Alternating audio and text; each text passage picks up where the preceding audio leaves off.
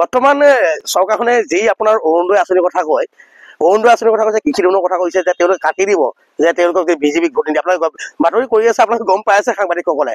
কিন্তু ৰাইজ এইবাৰ কিন্তু সজাগ হৈছে, ৰাইজ এবাৰ সজাগ হৈছে। আৰু ৰাইজে সজাগত গম পাইছো এবাৰ বিবেক ভোট দিব, ৰাইজে নিশ্চয় বিবেক ভোট দিব। আৰু আমাৰ জন্দ্ৰা পঞ্চায়তৰ মই বিপুল ভোটত জয় হ'ম বুলি মই আশাবাদী। কাৰণ ৰাইজে মোক সঁহাৰি দিছে, বিপুল সঁহাৰি দিছে ৰাইজে মোক। মোৰ কাৰণ হৈছে এক নম্বৰ কথা হৈছে ৰাইজে গম পাইছে যে তেওঁলোকে কিমান ভ্ৰষ্টাচাৰ কাম কৰি আছে, কিমান দুৰ্নীতি কাম কৰিছে। ৰাইজে সজাগ হৈছে, অসমৰ জনগণ আজি সজাগ হৈছে।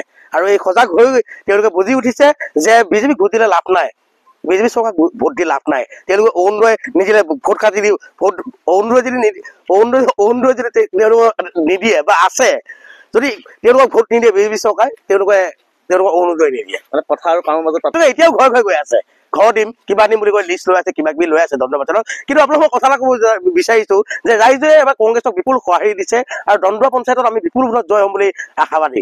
আমাৰ কিমান মান ভোট পাম এইটো মই ক'ব নাজানো। ৯,৭৫৫টা ভোট আছে আমাৰ এটা পঞ্চায়তত, 10টা ৱাৰ্ড মিলি।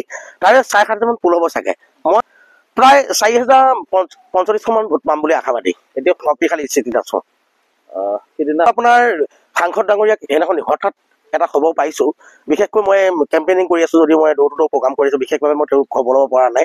বৰ দুখিত লজ্জান্বিত হৈছে যে যিসকলে কৰিছে তেওঁলোকক গৰিহণা দিছো।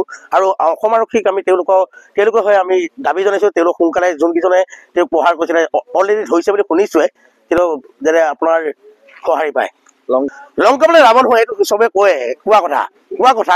কিন্তু আমি য়ং জেনেৰেশ্যন, আমাৰ হেঁপাহসমূহ আমাৰ APM নহয়, আমাৰ হেঁপাহ বহুত সকলো থাকে হেঁপাহবোৰ। আৰু ৰাইজক আমি সঁহাৰি জনাই আহিছো আজিলৈ মই কালচাৰৰ লগত জড়িত, বহুত সমাজৰ লগত মই জড়িত হৈ থাকো। আজিয়ে নহয় ইলেকশ্যন নেখেলিলেও মই ৰাইজৰ লগত জড়িত হৈ আছো। আৰু ৰাইজে মোক সেইটো সঁহাৰি দিছে। পৱন কলিতা কিয় বিশ্বাস নকৰিব? পৱন কলিতা জানি আছো, আপোনালোকে নিজে গম পাই আহিছে মৰিগাঁও কলেজৰ পৰা নিজে গম পাই আহিছে মই কেনেকুৱা মানুহ। আপোনালোকে মোক ক'ব নালাগে, আপোনালোকে কিন্তু মৰিগাঁও কলেজৰ পৰা ইছ্যু মানে কি, মই এটাই কৈছো যে আমাক সহায় কৰক, আমি ৰাইজক সহায় কৰি যাম। যদি আপুনি সংকল্পটোৰ কথা মই এতিয়া নকওঁ, চৰকাৰে যেনেকে পদক্ষেপ লয় যে সংকল্প কিবা ৰাস্তা ঘাট কিবা কিবি যি কৰে আৰু যি আহে বস্তু মই তাকে মানে সঁহাৰি জনাম ৰাইজক। ধন্যবাদ।